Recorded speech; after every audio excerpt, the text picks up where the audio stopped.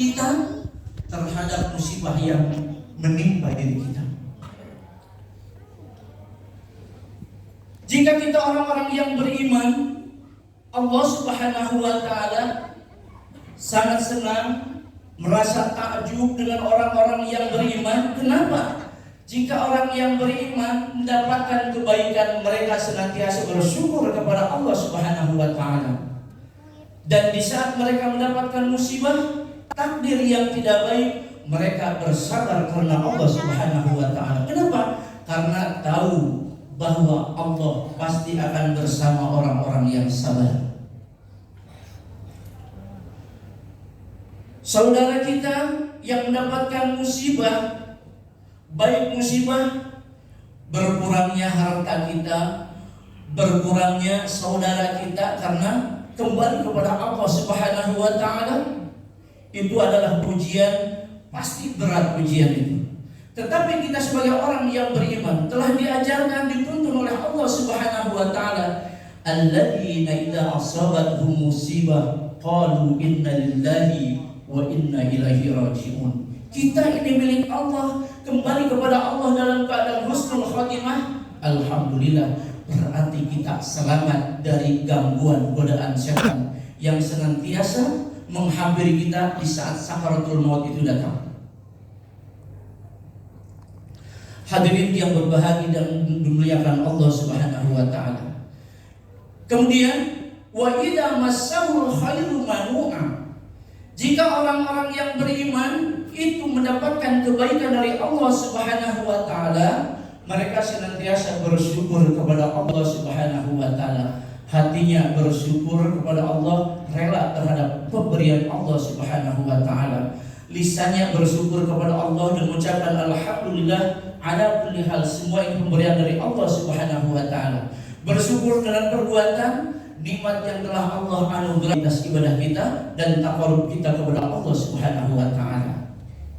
Hadirin yang dimuliakan Allah Subhanahu wa Ta'ala, ada dua obat, ada sekian banyak obat penawar di dalam surah Al-Ma'arij ini untuk menghadapi ujian yang namanya halu'a, yaitu keluh kesah dan kikir. Kata Allah Subhanahu wa Ta'ala, illal musallin, kecuali mereka yang senantiasa mendirikan salat, alladzina hum ala salatihim daimun. Obat atau penawar yang pertama yang Allah tunjukkan kepada kita, kita akan terhindar dari keluh kesah, kita akan terhindar dari sesuatu yang memberatkan hidup kita, kita akan terhindar dari segala kepikiran dan kerakusan kita terhadap harta yang Allah berikan kepada kita, yaitu dengan salat. Berarti hablum minallahnya inilah yang harus kita tingkatkan. Hablum minallah, bahwa salat itu adalah komunikasi yang terbaik antara kita dengan Allah Subhanahu wa Ta'ala. Dan hanya di dalam salatlah kedua kaki, kedua lutut, kedua tangan dan muka bisa bertemu di satu tempat yang namanya tempat sujud. Disitulah tempat paling rendah kita di hadapan Allah Subhanahu wa Ta'ala. Dan Allah memberikan tuntunan kepada kita, Rasulullah memberikan contoh kepada kita, agar di saat sujud itu kita perbanyaklah doa kepada Allah Subhanahu wa Ta'ala. Hadirin yang dimuliakan Allah Subhanahu wa Ta'ala, jika mi'raj kita, salat kita sudah tertata dengan rapi, tenang, khusyuk di dalam menjalankannya tanpa terganggu oleh sesuatu apapun, kita bisa fokus mengingat Allah Subhanahu wa Ta'ala, kita bisa fokus memahami apa yang kita baca. Luar biasa. Salat kita itulah salat yang khusyuk, yang harus dapat tersosialisasikan di dalam kehidupan keseharian kita, di mana setelah kita sholat kita harus menjaga lisan kita, harus menjaga hati kita, harus terjaga kita juga dari perbuatan-perbuatan yang keji dan mungkar. Hadirin yang dimuliakan Allah Subhanahu wa Ta'ala, sholat itu terdiri dari 3 huruf. Yang pertama huruf shad, yang kedua huruf lam, dan yang ketiga huruf ta. Huruf shad itu sidqul qaul, perkataan yang benar, perkataan yang jujur.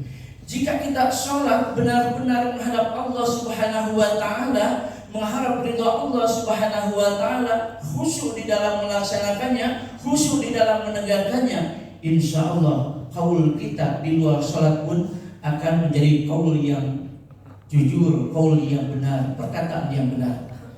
Lamnya adalah layyinul qalb, hatinya akan menjadi lembut, hatinya akan senantiasa mendapatkan hidayah dari Allah Subhanahu wa Ta'ala, hatinya akan senantiasa terpaut, terikat dengan kebaikan-kebaikan yang telah Allah gambarkan, baik itu dalam Al-Quran maupun dalam hadis-hadis Rasulullah SAW.